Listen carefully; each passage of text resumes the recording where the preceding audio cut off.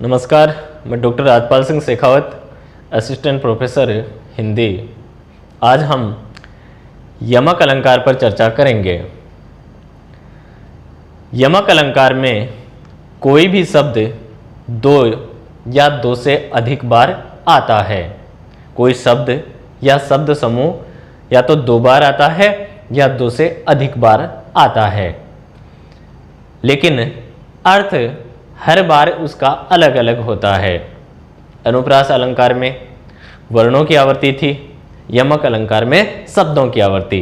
लेकिन शब्दों की आवर्ती होने के साथ साथ शब्द का हर बार अर्थ जो है वह बदल जाता है, वहाँ यमक अलंकार होता है। कई बार पूरा शब्द न आकर, पूरे शब्द की आवृत्ति न होकर, पूरा शब्द दोबारा न आकर उस शब्द का कुछ अंश ही दोबारा आता है। उस स्थिति में भी यमक अलंकार ही होता है। यमक अलंकार को हम कुछ उदाहरणों से समझते हैं। पहला उदाहरण है, कनक कनकते सो गुनी मादकता अधिकाय, या खाए बोराय नर वा पाए बोराय। इसमें कनक शब्द दो बार आया है।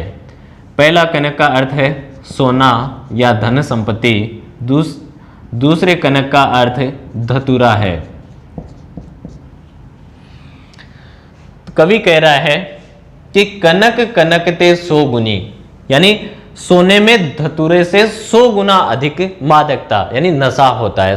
सोना यानी धन संपत्ति में, धन संपत्ति का जो नशा है वह धतूरे के नशे से भी 100 गुना होता है। या खाए बोराय नर, कि धतूरे को तो खाने से आदमी जो है पागल हो जाता है, बोरा जाता है, बावला हो जाता है। वा पाए बोराय, और सोने को यानी धन संपत्ति को आदमी पाने मात्र से ही बोरा जाता है, पागल हो जाता है। इस तरह शब्द एक ही है, दो बार आया है, लेकिन दोनों बार उसका अर्थ अलग अलग है।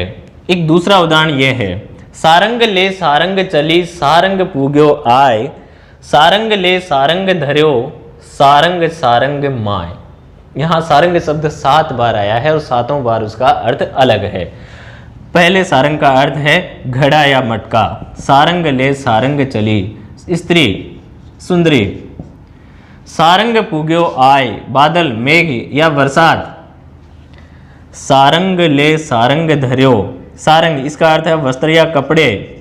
सारंग घड़े या मटके में रख दिए। सारंग वापस स्त्री। सारंग सरोवर। सारंग ले सारंग चल्यो चली। सारंग पहला अर्थ है घड़ा लेकर, मटका लेकर जो स्त्री है वह चली। सारंग पूग्यो आई, इतने में जो है बारिश आ गई, मेघ आ गए, बादल आ गए और बारिश शुरू हो गई। सारंग ले सारंग धर्यो, उसने अपने कपड़े उतारे, वस्त्र उतारे और सारंग यानी घड़े में रख दिए। और सारंग सारंग माए, और खुद जो स्त्री है वह सरोवर में चली गई, तालाब में जाकर बैठ गई। इस तरह इस उदाहरण में सारंग शब्द 7 बार आया है, लेकिन अर्थ जो है उसका हर बार अलग है, इसलिए इसमें यमक अलंकार है। यमक अलंकार के 2 मुख्य भेद हैं, सार्थक या अभंग पद यमक अलंकार तथा निरर्थक या भंग पद यमक अलंकार। पहला है सार्थक या अभंग पद यमक अलंकार। इस अलंकार में पूरे शब्द की आवृत्ति होती है, यानी पूरा का पूरा शब्द दोबारा आता है। जैसे इसको एक उदाहरण से समझते हैं, 3 बेर खाती थी बे 3 बेर खाती है।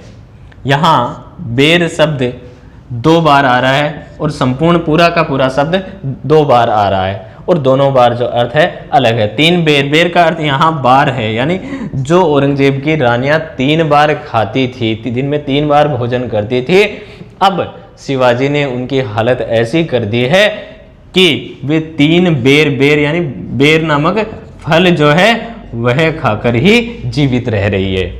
तो पूरा का पूरा शब्द जो है वह 2 बार आ रहा है, इसलिए यह सार्थक या अभंग पद यमक अलंकार है। यमक अलंकार का दूसरा भेद है निरर्थक या भंग पद यमक अलंकार। इसमें पूरे शब्द की आवृत्ति न होकर, यानी कोई शब्द है वो पूरा का पूरा दोबारा न आकर उस शब्द का कुछ अंश ही दोबारा आता है, उस अंश की ही आवृत्ति होती है। जैसे यूं पर्दे की इज्जत परदेसी के हाथ बिकानी थी। यहां पर्दे शब्द है वो 2 बार आ रहा है, लेकिन पहला पर्दे शब्द जो है वह स्वतंत्र रूप से आ रहा है, जबकि दूसरा पर्दे शब्द जो है वह एक दूसरे शब्द परदेसी शब्द के अंश के रूप में आ रहा है। इसलिए शब्द की आवृत्ति न होकर शब्द के अंश की आवृत्ति हुई है, इसलिए यहां निरर्थक या भंग पद यमक अलंकार है। इस तरह यमक अलंकार में शब्दों की आवृत्ति होती है। कोई शब्द या शब्द 2 या अधिक बार आता है, अर्थ उसका हर बार अलग होता है, और कई बार जो है पूरा शब्द दोबारा न आकर उसका कुछ अंश ही दोबारा आता है। धन्यवाद।